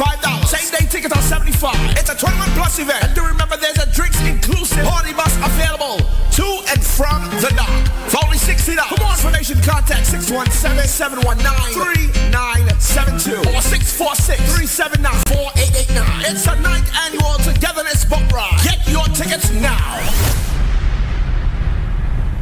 Get ready for an unforgettable night of harmony, joy, and powerful praise. It's the Foster Triplets in concert Friday, June 14th. 3 voices, 1 anointed sound, 1 night to lift your spirit. Live and in person, featuring special guests, the Oak Street Praise Team and Angels Melody. Don't miss this soul-stirring celebration. It's more than music, it's ministry in motion. Friday, June 14th, 2025 at 6 p.m., the Waymark Church, 1048 Dorchester Avenue. For tickets, Moonbox Productions is thrilled to present the Boston New Works Festival, taking place June 26th to June 29th at the Calderwood Pavilion and the Boston Center for the Arts. The Boston New Works Festival is a weekend-long festival of celebrating new original plays by local playwrights. 7 original plays, 5 different stages, and 1 wild weekend. Tickets are $25 per show. Pay what you wish. Tickets are available at the box office. Get your tickets now at BostonTheaterScene.com. That's June 26th to June 29th. The Boston New Works Festival. Advertise your business, brand, or music on Spark FM.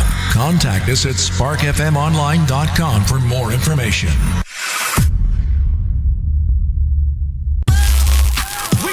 Boston's new home for urban Caribbean music. Spark FM. Spark FM. Playing all your favorite hits from reggae. Spark FM. If you know mess with the way you are gonna see a million. We got to go long just like the Amazon. Spark FM. I do the life you know easy. No say we are fooling you. Walk with the camera like Jesus. Soca. Hip hop. Yeah, we on and we going crazy. R&B. You could do damage. You could do damage. Afrobeats and much more. Spark FM. Spark FM.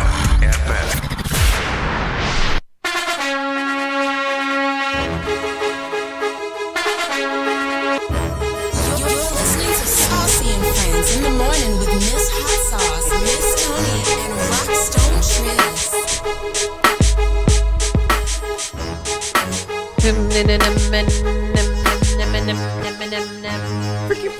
What you say?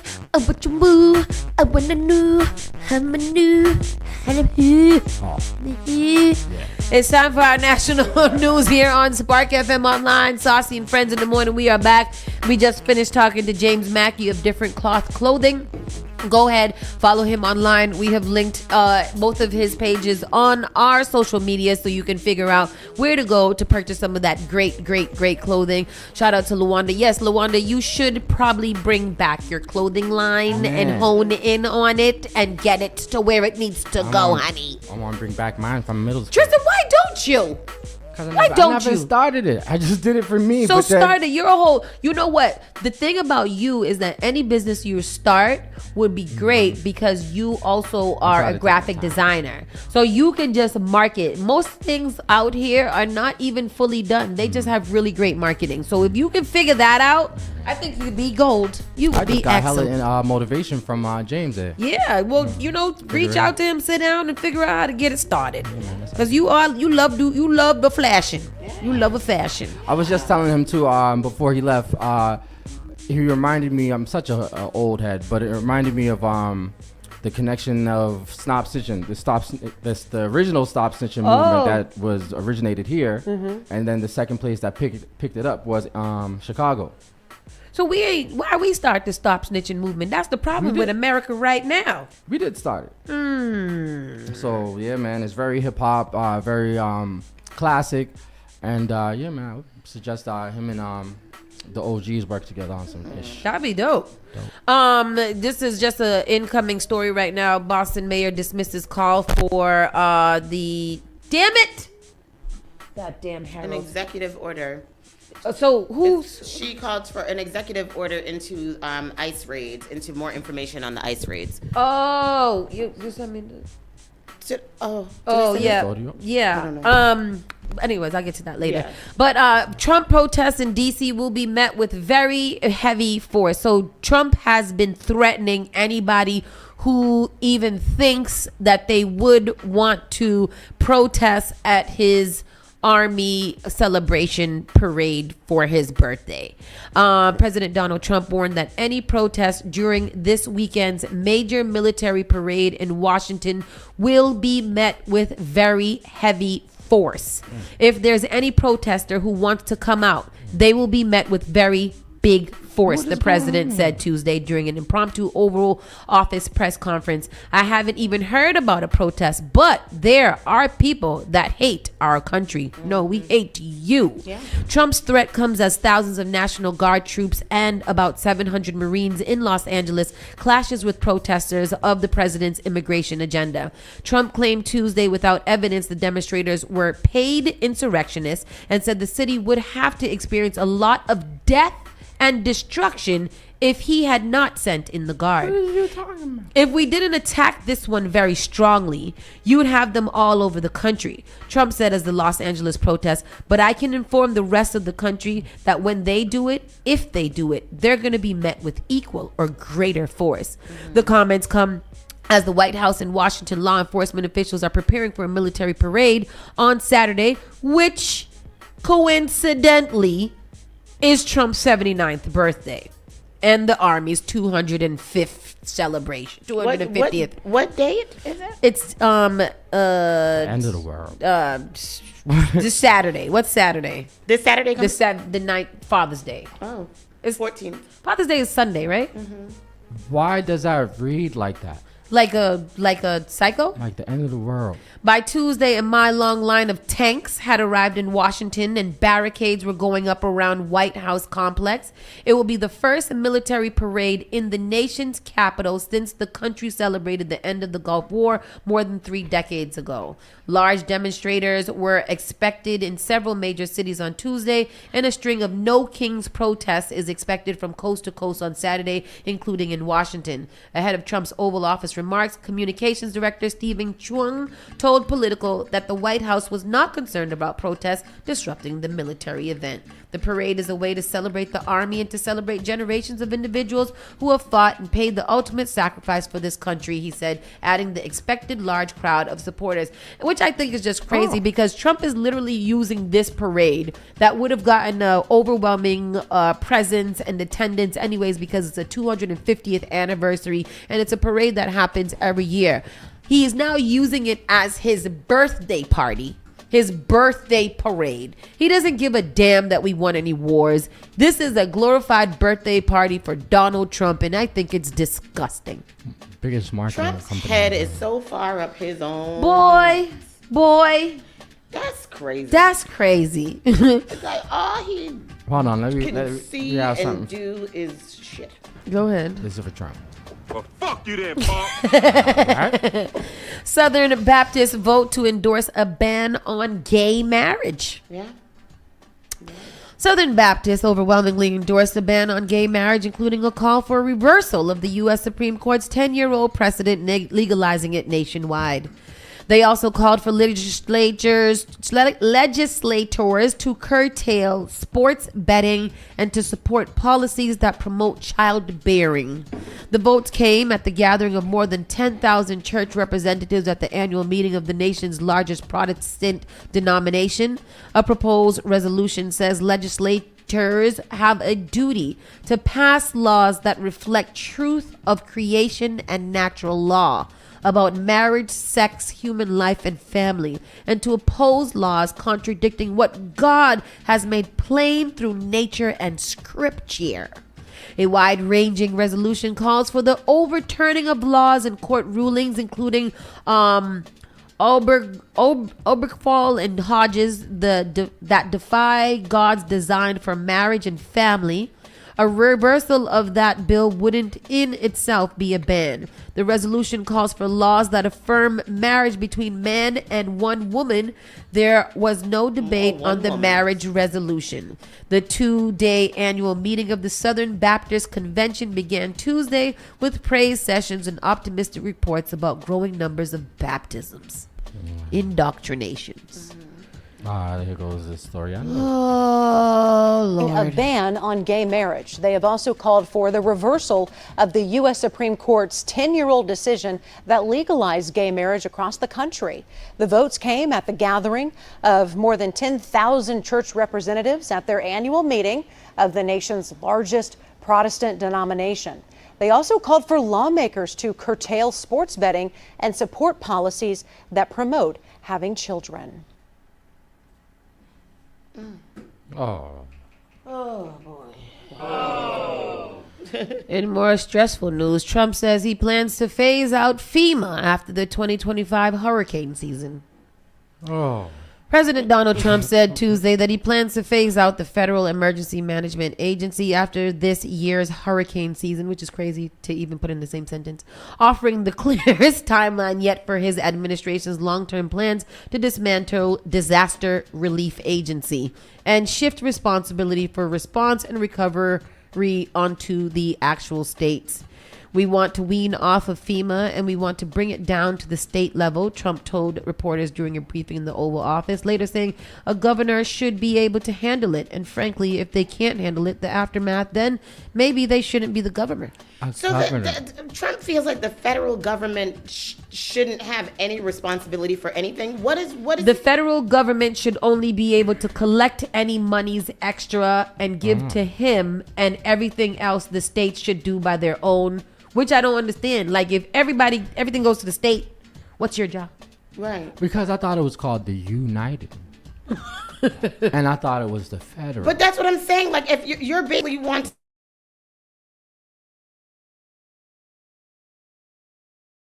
to limit. I don't think so then what is there a federal branch? I don't even know. Is there one? He wants to take that out, so there's no federal. But doesn't the federal fund the states so that they can have the funds to do the things that they need to do? We're not funded no more. Trump added that the federal government will start distributing less federal aid for disaster recovery and that the funding will come directly from the president's office.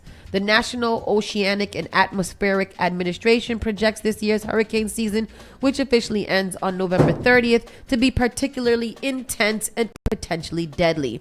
For months, Trump and Homeland Security Kristi Noem, whose department oversees FEMA, has vowed to eliminate the agency, repeatedly criticizing it as ineffective and unnecessary. Noem reiterated these plans Tuesday in the Oval Office, saying FEMA fundamentally needs to go away as it exists. She needs to fundamentally go away as she exists. And I don't know how we can get... Fine, we can't get rid of the president. Can we get rid of everybody else? If he has none of these people around, he's not smart enough to even make it to the next day. So why don't we just take the people from around him? Can't we just arrest people? How come nobody can't get arrested? Like Kristi Noem, why can't she be arrested? What? I don't know what grounds she would be arrested. Oh, treason.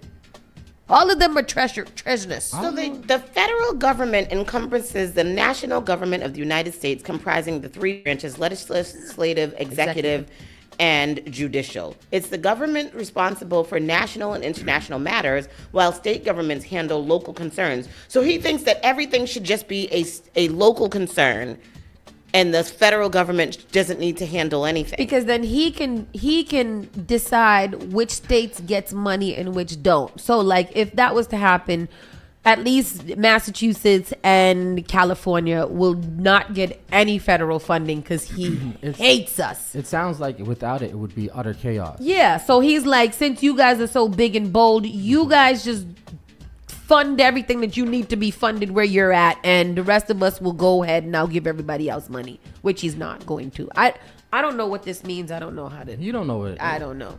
He don't know what it means. New Orleans fugitive Derek Grove's girlfriend arrested as search continues for last 2 weeks. They still out? I'm not not even gonna get into that because they haven't been found, and I don't think that you guys want to find them. First of all, he should have had no contact with his girlfriend. Number one, other than a phone call. But why Don't put her in that arrested? business. That should have been the first one that y'all. Yeah, y'all didn't go to her house first, Right? It's Yeah. crazy. Yeah. Surveillance video shows fatal stabbing of the Austin midclass of Texas track meet officials. Oh, they have surveillance? Oh, I'm not going to show that to y'all. I'm going to watch it on my own time. But, sorry.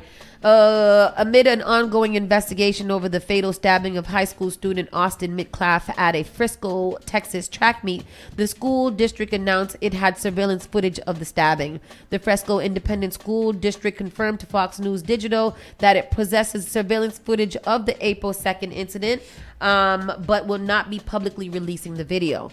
The fatal altercation between 17-year-old Metcalf at Memorial High School and allegedly 17-year-old Carmelo Anthony, a student from Frisco Centennial High School, unfolded during a rain delay on April 2nd at the district track and field champion. Authorities say that Anthony fatally stabbed Metcalf in the chest, though two students reportedly had no prior relationship. A brief altercation escalated quickly. An arrest. That's not true. That's they did not have true. a prior. Because them boys were bothering that boy bullying all the him, time. right, Yeah. yeah. An arrest report obtained by Fox News sheds new light on the pre-stabbing clash after Metcalf reportedly told Anthony that he needed to move out of the Memorial team's tent. A witness told Frisco police that the report noted that Anthony grabbed his bag, opened it, and reached inside of it and said, "Touch me and see what happens." Austin stood up and pushed the male to get him out of the tent, the arrest report said. The witness told police that Anthony then reached into his bag and the male took a knife out of the bag and stabbed Austin. The witness then told the officer that Anthony left the scene after the stabbing. Midclaff died in his twin brother's arms. Oh. Anthony was arrested at the scene and has since been charged with first-degree murder. He and his supporters say he acted in self-defense and that Midclaff pushed him out of the tent. His bond was since dropped from $1 million to $250,000. His bond conditions include house arrest and an ankle monitor, and will only be able to leave his home with the judge's permission. They are trying this boy as an adult with first-degree murder. I feel like he gave him fair warning. He did. He did. And I feel like he stood his ground. You know, like I don't know if that is a thing, but from other reports, I'm not sure how this was written or what has come through that, but from other reports, they did say that they did know each other. They did say that they had interactions before. They did say that those boys came in there aggressively and tried to take them out of the tent. He warned them. He stabbed them. I don't know what happened. I wasn't there, but I know that this ain't right. And they're like 240 and he was like 170. Yeah. So terrible, very terrible. You guys got to protect your black boys. Keeping it moving. Woman goes viral for epic airport meltdown after being told her luggage is too heavy. I could get that. Surveillance video shows leaders of Orgasmic Mediation, women's wellness company, one taste convicted in forced labor trial. What? It's the orgasmic mediation place? Yeah, they teach orgasmic therapy. Huh? Which I think is nice. What's that? Can you say more words? Because I don't know. So basically they teach orgasmic therapy, but for some reason the leaders of that have been convicted of forced labor. So they were forced. I'm like, what? They were forcing people to have orgasms? I don't understand. The leaders of a sex-focused women's wellness company that promoted orgasmic mediation have been convicted of federal forced labor charges. A Brooklyn jury on Monday found Nicole Daydone and Rachel Cherwitz guilty after deliberating for less than 2 days following a 5-week trial. The two each face up to 20 years in prison when sentenced. Prosecutors had argued the two women ran a years-long scheme that groomed adherents, many of them victims of sexual trauma, to do their bidding. They say that the two women used economic, sexual, and psychological abuse, intimidation, and indoctrination to force one taste members into sexual acts they found uncomfortable or repulsive, such as having sex with prospective investors or clients. That's what she was. That's what she was That's doing? what they was doing. That's what they was doing. I mean, that's what it sounded like to me. It sounds sexy. Orgasmic mediation is a unique wellness practice that combines mindfulness, touching, and pleasure. Yeah. For the uninitiated, it's a partnered experience of stroking around the clitoris for 15 minutes with only one goal: let go and feel. Yeah. The stroking is meant to happen in an incredibly specific way on the upper left quadrant of the clitoris, in and up and down the motion.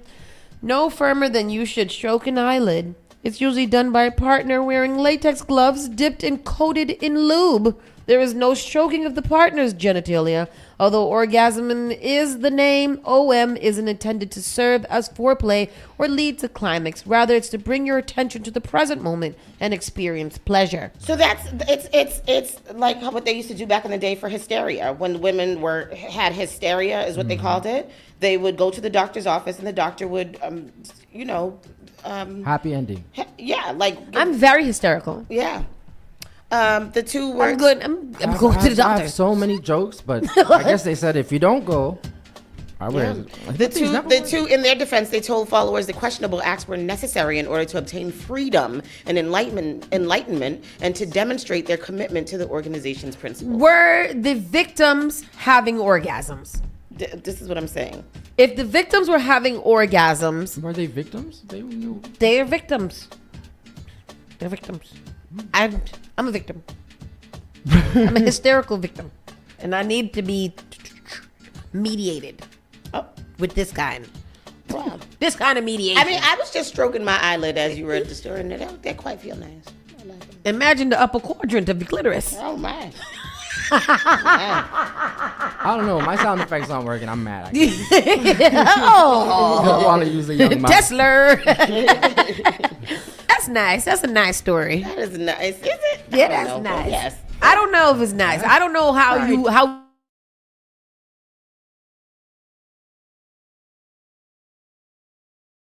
Oh, okay, So they were charged with being diddlers. Manipulative they were forcing their employees to have sex with people in order to promote. If you don't give them happy ending, and that's not how it's supposed to do. You're supposed, I want a gloved hand with lubes. And I don't. I prefer my hysteria not be fixed with a gloved hand. And lube? In a mediating, freedomish way. That's the problem. Y'all don't. That's the problem with black women. Y'all don't have enough orgasmic mediation. Right. Wow. I agree. And that's why we so angry. Into the entertainment real quick as I run these down. Barack and Michelle Obama share rare new family photo of daughter Sasha's 24th birthday. Oh, that's nice. Sasha's 24. Lil Wayne, the Carter 6 first week sales projections are in. How did that good? I started listening to it. I'm not angry with it. I don't really listen to rap the way that other people listen to rap. If the beat is nice and it got a good flow and I can understand a couple of the innuendos and metaphors and similes, then I'm good. And I like Lil Wayne, so whatever.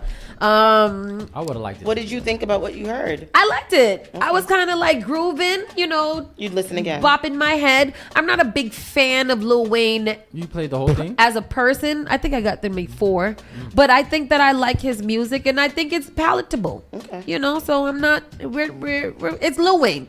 Wayne is dope, but for me at this point, I could have used a little more substance, a little more relaxed, because for me, I'm just, this is just Wasn't it a little I felt it was relaxy. I probably liked about 2 songs. I couldn't really tolerate a lot of the beats, and like a lot of the real like cartoony type stuff is like, man, still doing this. I could see. The only thing I would say in his defense is he has declined in spirit, capacity, and like even just like respect. I think that people think of Lil Wayne of we Lil Wayne Carter 1 through 4 maybe, and then after this, then I think that Lil Wayne's has declined in general. Yeah. Like his music is probably gonna follow that. I'm not gonna go listen to it, but I will listen to it if it comes on. So pretty much saucy, and you don't care about rapper Lil Wayne's lyrics. I wouldn't say that I don't care. Yeah, I will. I'll say that. You could say care. you're not that much of a Wayne connoisseur. Yeah, I'm not he was one of my favorite rappers back in the day, but I'm a little bit grown now and I look at the person as a whole, and Lil Wayne is just not for us. He's very Yeah, I think it's very gimmicky. Yeah, and I don't like album gimmicks. when I was like 15. Yeah. It was a big film. One surprising strategy Michael B. Jordan used to make his two characters were very similar in Sinners. Let's save that one for Friday because I want to talk about Sinners now that everybody's watched it.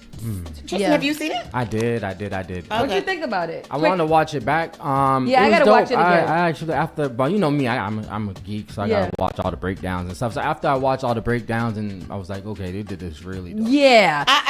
I want to especially shout out, and I know we're going to get into it on Friday, but I want to especially shout out the fact that he played those two roles and flawlessly. I want to see a documentary on how he did that. Because they were next to each other a lot. Let me put this back in. Can you put that back in the WhatsApp so that we can have that? Yep. R. Kelly's attorneys filed. I read this yesterday and I guffawed and farted a little bit because I was like, what? Yeah. R. Kelly's attorneys filed for immediate release from custody, alleging officials has solicited inmates to murder him. R. Kelly, nobody wants to murder you. Nobody cares. Go in there and be like Tory Lanez and drop some music and make some money like P. Diddy while you're being arrested or whatever. I would have respected this article or R. Kelly saying something or his team saying something more if they had mentioned P. Diddy and the reason why they think he needs to be released immediately. Yeah. But for you to say that somebody is trying to murder you, yeah, they probably trying to kill me. They trying to kill me. Didn't he say that in the big interview? Trapped in the closet? No, what more do you want from me? Oh no, that's Tyrese. Same thing. Yeah, pretty much. Theatrics and dramatics. Y'all trying to kill me. Yes, he trying to kill me. And Diddy news. Judge denies Sean Diddy Combs' second request for mistrial, likens cross-examination to Perry Mason moment. I don't even know why they give the dramatic pause as if he's considering. Yeah. No, it's not gonna happen. I was reading, we'll read it tomorrow. Our P. Diddy correspondent, Jill Joe, her detailed explanation of what's going on. This 50 Cent baby mama girl, wow, explosive. Explosive. She was in it for win it. I'm with the men on this one for, especially with her. She was literally in it to be Diddy's little whore, and we need to get her the F out of there because she's gonna ruin the case. She was originally supposed to be on the defense, so she was originally supposed to be his defense, but after the prosecutor, whatever, they opened her eyes to pretty much see that she was manipulated and coerced and whatever. After she read Cassie's thing, she saw the similarities and whatever. They said that Diddy was staring her down during. Is she in the court?